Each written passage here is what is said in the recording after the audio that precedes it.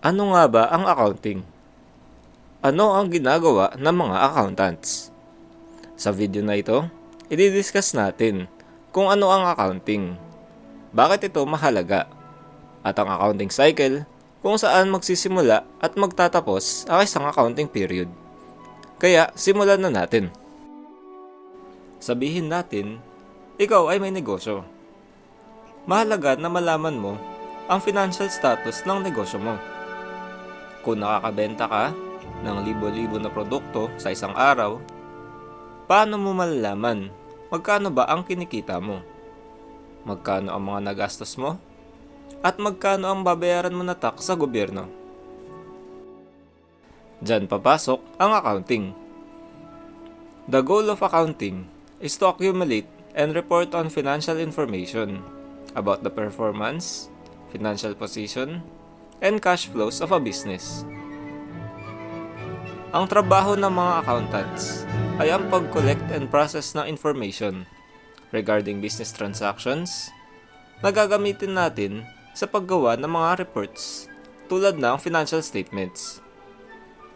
Ang mga reports naman na ito ang gagamitin ng owners and different users upang makapaggawa ng desisyon sa pag-manage ng business para malaman kung saan kumikita, saan gumagastos, para mabigyan ng additional investment, or para mabigyan ng loan.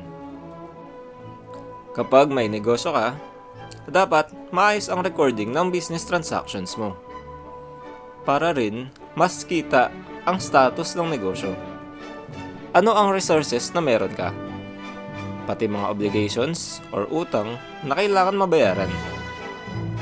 Kaya ang mga transactions ng business ay inilalagay sa accounting records. Kailangan mo malaman at ma-identify ang mga accounting transactions. Transactions na meron effect sa accounting books or records ng business. Dahil hindi lahat ng transactions ay i-record sa accounting books, kailangan muna natin i-analyze ang mga transactions na ito. The first step in the accounting cycle is to analyze source documents. Bago ma-record sa libro, kailangan meron kang source documents tulad ng mga resibo, invoices, deposit slips, at iba pa.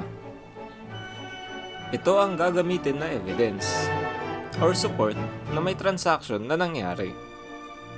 Ang mga source documents naman ay kailangan i-analyze kung ano ang magiging epekto nito sa accounting records.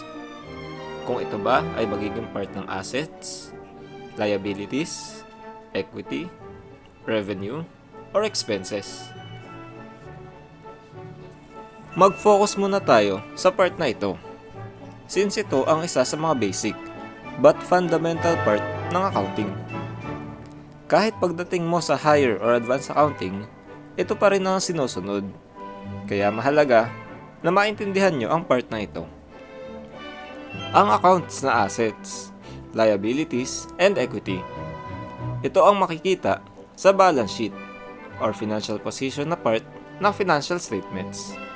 Sinusunod nito ang accounting equation na assets equals liabilities plus equity. Ang mga assets ay ang mga resources na pagmamay-ari ng individual or economic entity na nagbibigay ng economic benefit. Sample is cash. Cash na ginagamit mo sa negosyo. Or pwede rin naman pambayad sa mga luho mo. Accounts receivable. Utang yan ng iba na dapat sinisingil sa kanila. Inventory.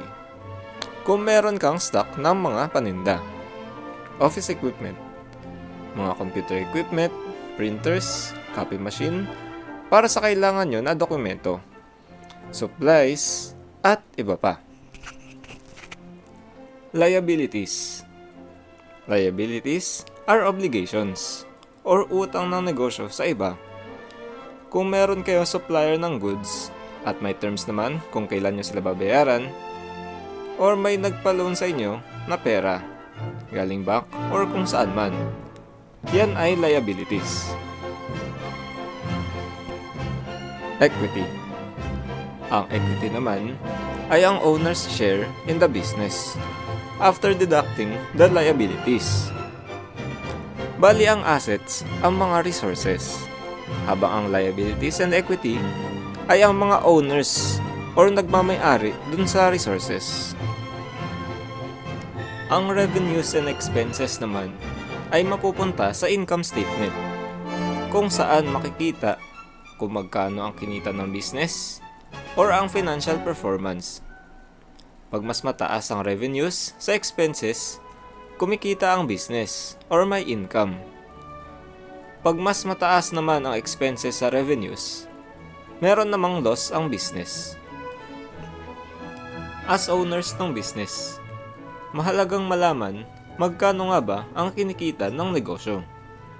Maliban doon, dahil regulated ang pagnegosyo, kukuha rin ang gobyerno ng part ng income ng negosyo mo or tinatawag na tax para naman ibigay sa kaban ng bayan.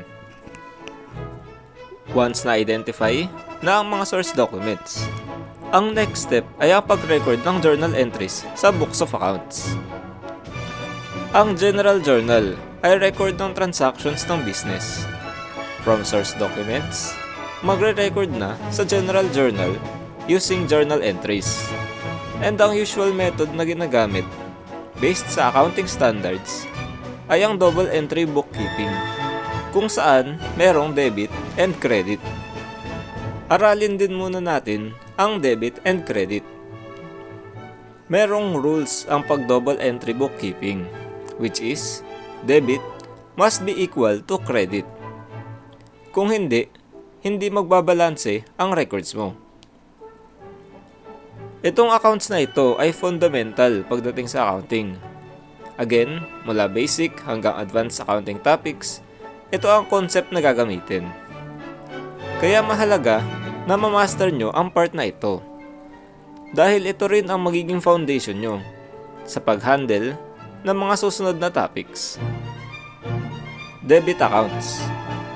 Ang accounts na assets, expenses, drawings or withdrawals ang usually nakadebit sa entries or ang normal accounts ng mga ito ay debit. Meaning, ang accounts na ito, pag nakadebit ang entry sa books, tumataas ang amount. Pag sa entry naman ay nakakredit, mababawasan naman ang mga account nito. Ang usual naman na credit accounts o normal accounts ay nasa credit ay ang mga liabilities, equity, and revenues. Tataas naman ang amounts nila sa records pag ito ay nasa credit side ng journal entry, at mababawasan ang amount pag nasa debit side ng journal entry.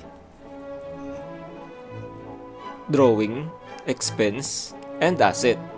Yan ang mga debit accounts. Liabilities, equity, and revenue.